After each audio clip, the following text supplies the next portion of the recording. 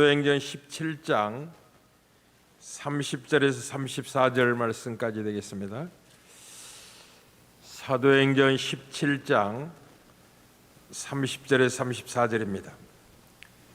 알지 못하던 시대에는 하나님이 간과하셨거니와 이제는 어디든지 사람에게 다 명하사 회개하라 하셨으니 이는 정하신 사람으로 하여금 천하를 공의로 심판하실 날을 작정하시고 이에 그를 죽은 자 가운데서 다시 살리신 것으로 모든 사람에게 믿을 만한 증거를 주셨음이니라 하니라.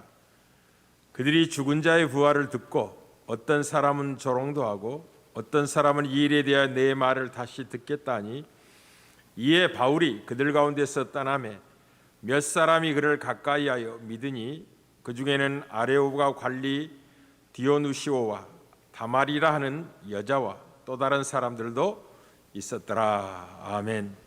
아덴에서 철학자들과 만나 논쟁하는 것을 살펴보았고 그들에게 범사에 종교심이 많은 그 증거로서 알지 못하는 신에게라 라는 단도 쌓아두고 이해하고 있는 모습을 보고 그들이 알지 못하고 이해하고 있는, 섬기고 있는 그 신을 그들에게 알리겠다라고 하여 지난주에 우리가 섬기는 하나님이 섬김을 받으시는 하나님이 아니라 섬기시는 하나님이심을 알아보았습니다. 이것은 충격적인 거죠.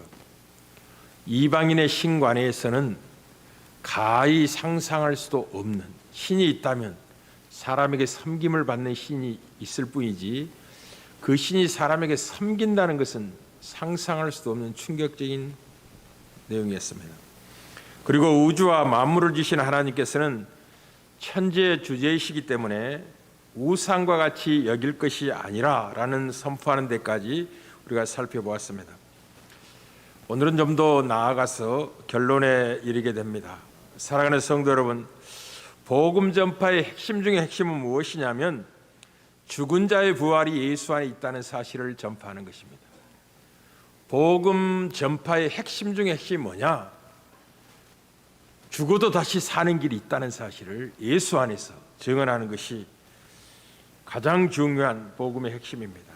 예수 그리스도를 믿으면 죽어도 다시 산다는 사실이죠. 왜 그러냐면 하나님이 죽은 자의 하나님이 아니라 살아있는 자의 하나님이기 때문에 그렇습니다. 우리 누가복음 20장의 38절에서 서기관들이 부활도 믿지 않고 영도 없고 이런 잘못된 신앙관을 갖고 예수를 시험했을 때 예수님이 우리가 섬기는 하나님이 어떤 분인지를 분명하게 증언합니다. 하나님은 죽은 자의 하나님이 아니요 살아있는 자의 하나님이시라. 하나님에게는 모든 사람이 살아있느니라 라고 하여 하나님은 산 자의 하나님이시기 때문에 죽은 자를 능히 살리시는 하나님입니다. 복음이라는 것은 복되신 하나님의 영광의 복음이죠. 그리고 예수 그리스도를 죽은 자보다 다시 살리심으로 말미암아 그 사실을 역사 속에 입증하신 하나님이십니다. 그래서 누구든지 주의 이름을 부르면 영원히 살게 될 것입니다. 구원을 얻게 될 것입니다. 주의 이름을 부른다는 말은 아무 의미 없이 이름을 부른다는 말이 아닙니다. 예수님의 이름을 부른다는 말은 먼저 하나님이 예수님을 죽은 자 가운데 살리신 그 사실을 마음으로 믿어 의에 이르고 그 죽었다가 살아나신 예수를 나의 임금, 나의 주라 입으로 고백함으로 구원에 이르게 되는 내용을 담고 있는 것입니다. 아무 의미 없이 어떤 사람의 이름을 부른다고 구원에 이른 게 아니죠. 이 사실을 로마 10장 9절에 13절에 분명히 증언하며 내가 만일 내 입으로 예수를 주로 시인하며 또 하나님께서 그를 죽은 자 가운데서 살리신 것을 내 마음에 믿으면 구원을 받으리라. 사람이 마음으로 믿어 의에 이르고 입으로 시인하여 구원에 이르느니라. 성경이 이르되 누구든지 그를 부르는 자는 부끄러움을 당하지 아니하리라니 유대인이나 헬라인이나 차별이 있을 수 없느니라. 한 분이신 주께서 모든 사람의 주가 되사 그를 부르는 모든 사람에게 부여하시도다. 누구든지 주의 이름을 부르는 자는 구원을 받으리라. 알지 못하는 시대에는 하나님이 간과하여 오셨습니다. 그러나 실제로는 간과하신 게 아니었죠. 하나님은 그의 성실하심으로 항상 자기 자신의 존재를 역사 속에 증언해 오셨습니다. 하나님은 하나님 되시를 한 번도 중단한 적이 없었습니다. 이 사실을 사도행전 14장 16절 10절에 증언하죠. 하나님이 지나간 시대에는 모든 민족으로 자기들의 갈 길을 가게 방임하셨으나 그러나 자기를 증언하지 아니하신 것이 아니니 곧 여러분들에게 하늘로부터 비를 내리시며 결실기를 주시는 선한 일을 하사 음식과 기쁨으로 여러분의 마음을 만족하게 하여 오셨다고. 여러분이 먹고 마실 때마다 누구를 생각해야 된다고요? 하나님을 생각하셔야 됩니다. 하늘에서 비가 내리고 눈이 내리는 걸 쳐다볼 때 우연히 내리는 게 아니라는 걸 기억하셔야 됩니다. 하나님이 자기 자신을 드러내고 계시는 일이라는 사실을 볼 줄 알아야 되는 거죠. 이 죽은 자가 다시 산다는 부활에 대한 증거가 무엇인지를 오늘 분명히 확인시킵니다. 우리가 죽어도 다시 산다는 보증이 무엇입니까? 우리가 예수를 믿으면 다시 살아 영원히 구원에 이른다는 사실을 무엇으로 보증할 수 있습니까? 증거가 될 수 있습니까? 라고 물을 때 예수 그리스도가 죽었다가 다시 살아나셨으면 누구든지 예수를 믿으면 다시 산다는 사실에 대한 확실한 보증이 됩니다. 우리가 섬기는 하나님은 근거 없이 믿으라고 하시는 하나님이 아니십니다.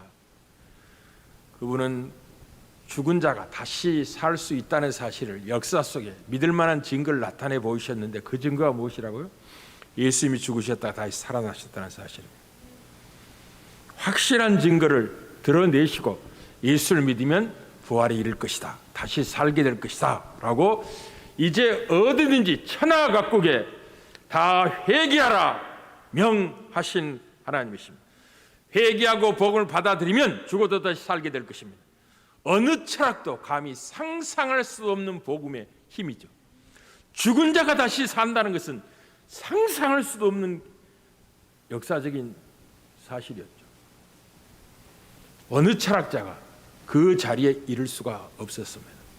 안 죽으려고 발버둥 치고 살아있는 동안 어떻게 좀 평안하고 행복하게 살아볼까라는 정도의 관심을 가지고 끊임없이 사상을 논하고 철학을 이야기했지만 죽음으로 모두 끝난다는 사실에 절망할 수밖에 없었는데 어떤 한 인물이 와가지고 예수와 부활에 관한 증언을 하고 있는데 죽어도 산다네?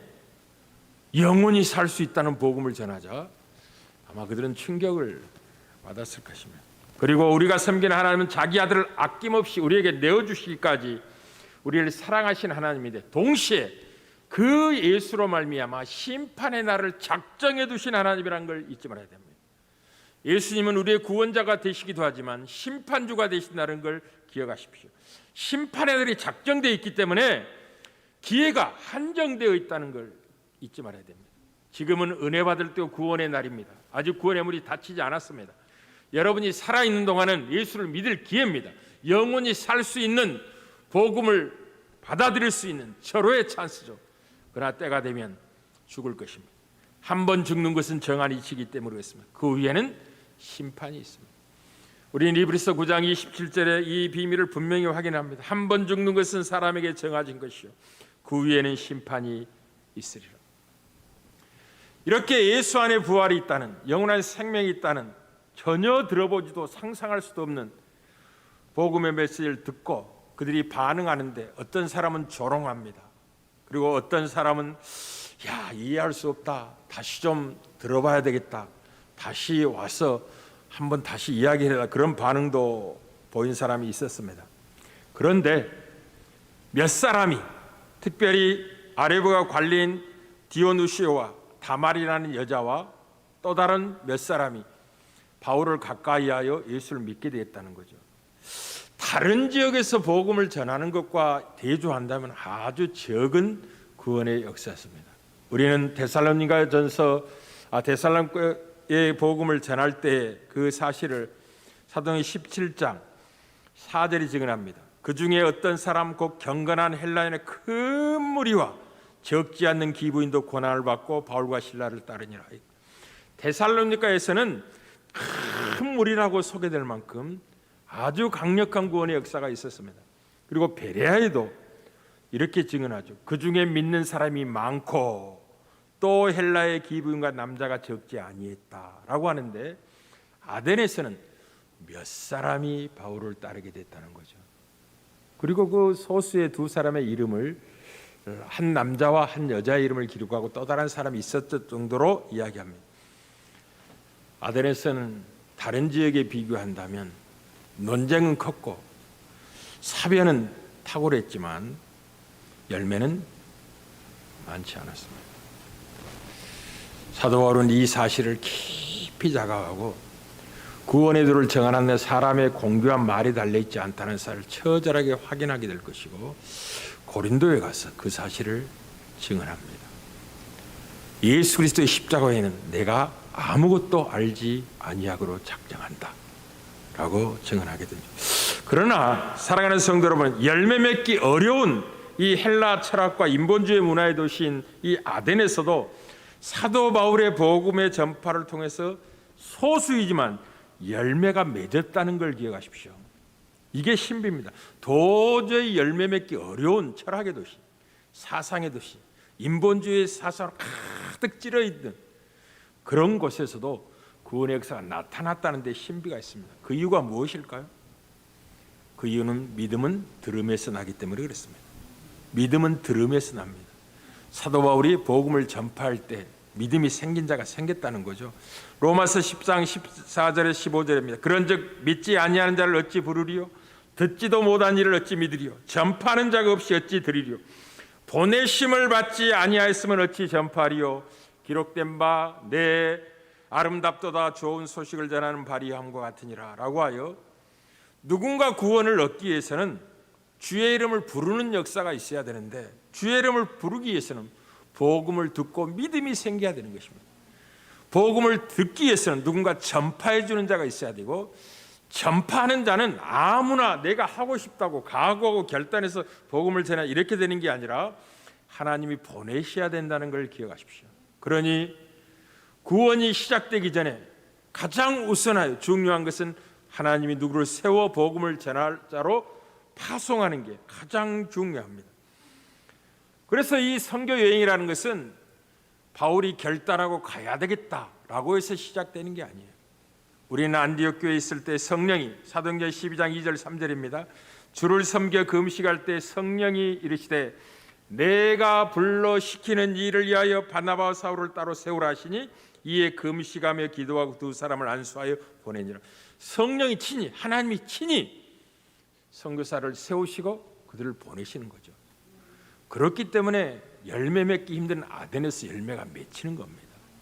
하나님이 보내셨기 때문에 그리고 바울이 순종하고 나아갔기 때문에 열매가 나타나게 된 거죠. 이 구원의 역사, 하나님의 나라의 왕성함, 주의 나라의 임함은 한 사람의 순종으로 많은 열매를 맺게 하시는 게 하나님의 구원의 경륜입니다. 한 사람의 순종이 그만큼 중요합니다. 사랑하는 성도 여러분, 하나님은 예수님으로 인하여 천하를 공의로 심판하를 작정해 두고 계십니다. 그때가 가까이 오고 있음을 기억하십시오. 그리고 어디든지 각 사람에게 명하사 회개하라고 명하셨습니다. 우상을 버리고 하나님께 돌아오라. 예수를 믿는 믿음을 견고히 붙잡으라고 온 천하에 지금 알리고 계십니다. 믿고 세례를 받는 자는 구원을 얻게 될 것입니다. 그러나 믿지 않는 자는 정죄를 받게 될 것입니다. 정죄가 얼마나 무섭다는 걸 여러분이 알고 계셔요. 죄의 삭은 사망입니다. 그 사망이 어떤 의미를 갖느냐면 죄의 결과는 너무나 무섭고 너무나 두렵습니다. 영원한 사망에 처하게 될 것입니다. 불과 유황으로 타는 불못에 던져지게 될 것입니다. 유황으로 타는 불못에 던져지게 될 것입니다. 둘째 사망에 이르게 될 것입니다. 주님은 지옥에는 절대로 가서는 안 된다는 사실에 대하여 이렇게 강조를 하셨습니다. 마가복음 9장 43절 49절입니다. 만일 내 손이 너를 범죄하게 한 찍어버리라. 장애인으로 영생에 들어가는 것이 두 손을 가지고 지옥 곧 꺼지지 않는 불에 들어가는 것보다 나으니라. 만일 내 발이 너를 범죄하게 된 찍어버리라. 다리 저는 자로 영생에 들어가는 것이 지옥에 던져지는 것보다 나으니라. 만일 내 눈이 너를 범죄하게 되면 빼버리라. 한 눈으로 하나님의 나라에 들어가는 것이 두 눈을 가지고 지옥에 던져지는 것보다 나으니라. 거기에서는 구더기도 죽지 않고 불도 꺼지지 아니하니라. 주님은 지옥이 얼마나 무서운 곳인가를 생생하게 증언하셨습니다. 절대는 가서는 안 되는 곳이라고. 사랑하는 성도는 심판의 날이 다가오고 있음을 기억하십시오. 때가 악합니다. 사도 베드로 증언처럼 만물의 마지막이 가깝다는 것을 귀를 기울이고 인정하시고 기도해야 된다는 걸 기억하십시오. 베드로전서 4장 7절입니다. 만물의 마지막이 가까웠으니 그러므로 너희는 정신을 차리고 근신하며 기도하라고. 지금은 정신을 차릴 때입니다. 코로나19 시대를 만나고도 잠들어 있다면 그 영혼의 어떠함에 대해 심히 궁금증이 듭니다.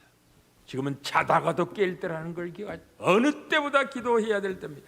정신을 차리고 자기를 살피며 기도해야 될 때입니다. 기도할 수 있는 밤을 주신 주님께 먼저 감사를 드립니다. 함께 기도할 수 있어서 더욱 감사합니다. 기도는 하나님의 자녀가 누릴 수 있는 최고의 특권이기도 하고 가장 행복을 누리는 순간이기도 합니다. 기도는 교회의 의무이고 모든 문제를 극복하고 달려가게 하는 힘이 되기도 합니다. 교회는 만민의 기도의 집이어야만 합니다. 강도의 소굴이 되서는 안 됩니다. 기도는 잘못된 시선을 교정하고 큰 그림을 보게 할 뿐만 아니라 풍랑이는 바다를 항해하는 것 같은 인생의 여정에서 흔들흔들 거리는 연약한 존재가 하나님의 임재를 경험하고 기도 속에서 자기 자신의 정체, 하나님의 자녀된 정체를 확인하고 힘을 얻는 시간이기도 합니다. 어려울수록 기도해야 됩니다. 힘들수록 기도해야 되는 것입니다. 코로나19를 기도로 이기셔야 되는 것입니다. 물론 형통할 때도 기도하는 게 당연합니다. 기도해야 됩니다. 그러나 무엇보다도 오늘 본문과 연결해서 기도를 살핀다면 기도는 사명을 발견하기도 하고 기도는 사명을 감당하는 힘을 얻는 수단입니다. 사도 바울이 기도의 삶이 없었다면 아덴까지 가지도 못했을 겁니다. 그는 기도한 중에 한 산 가운데 마게도냐 사람이 도우라는 하나님의 뜻을 확인했고 마게도냐 가서 빌립보 성에서 루디라는 여인의 마음을 여신 하나님으로 인하여 그 집을 구원의 복음으로 충만케 했고 매를 맞고 빌립보 감옥에 갇혔지만 하나님이 간수장에게 복음을 듣게 하고 그 집안을 구원하게 하는 놀라운 역사를 만들어냈습니다. 유대인들이 심히 핍박하여 도망다의 신세 걷지만 데살로니가에 가서도 관례를 따라 새 안식일 동안 그리스도의 해 받으심과 다시 사심, 예수가 그리스도라는 사실을 담대히 전하여 많은 사람이 죽게 돌아오게 하는 역사가 나타난 것을 우리가 확인했습니다. 그리고 도망가 베레아에 가서도 베레아 사람은 너그럽고 신사적이어서 하나님의 말씀을 간절한 마음으로 받고 그 받은 말씀이 성경과 일치되는지를 상고한 그 말씀의 사람들 속에 많은 신자가 생겨났고 데살로니가에 추격에 들어온 유대인의 그 살기등등한 소동에 의해서 밤에 급하게 디모데와 실라도 만나지 못하고 아덴까지 도망와 이 아덴의 우상이 가득함을 격분해서 예수와 부활에 관한 도를 전하게 되었습니다. 그리고 도저히 열매를 맺지 못할 것 같은 그곳에서도 하나님이 소수지만 열매를 맺게 하셨습니다. 놀라우신 하나님이죠. 그 배후에 무엇이 있다고요? 기도가 있는 거죠. 기도는 사명을 발견하게 하는 눈을 열어줍니다. 그리고 그 사명을 감당할 수 있는 힘을 공급받는 수단이기도 합니다. 그래서 이 밤에 주님께 이렇게 우리가 기도합시다. 영원한 심판에 달려가는 영혼들을 위하여 주여 내가 여기 싸우니 나를 보내달라고 기도하는 밤이 되기를 바랍니다. 영원한 심판을 향하여 달려가는 영혼들을 위하여 그 영혼들의 비참함을 생각해 보십시오. 우리 북방신학교의 장병희 승리사님이 그 길림 쪽에 동북 쪽에 살았습니다. 근데 정반대쪽 서남쪽 기주성으로 하나님이 그를 보내셨는데 그 여인의 몸으로 그 산에 예전에는 걸어서 요즘같이 길이 좋지 않았을 때입니다. 비가 오면 진흙이 제가 푹 빠져갖고 발을 빼기가 힘들었어요. 근데 그런 곳을 다니면서 복음을 전하고, 잠자리가 우리같이 편안한 이게 방이 아닙니다. 예전 정지, 부엌 있잖아요. 시커먼 연탄, 탄 가루에서 쪄든 그런 곳에 나무로 만들어둔 이 간이 침대 같은 그런 곳이 그들이 생활하는 침대예요. 그 여인의모로 다락에서 자면서 하루는 하나님께서 영혼의 울부짖는 소리를 듣게 하셨다. 바람 소리가 들리고 그 깊은 밤 희한한 소리가 들리는데, 자기들에게 복음을 전해주지 않아서 지옥으로 빠져들어간 수많은 영혼들의 고통하는 소리를 듣게 된다.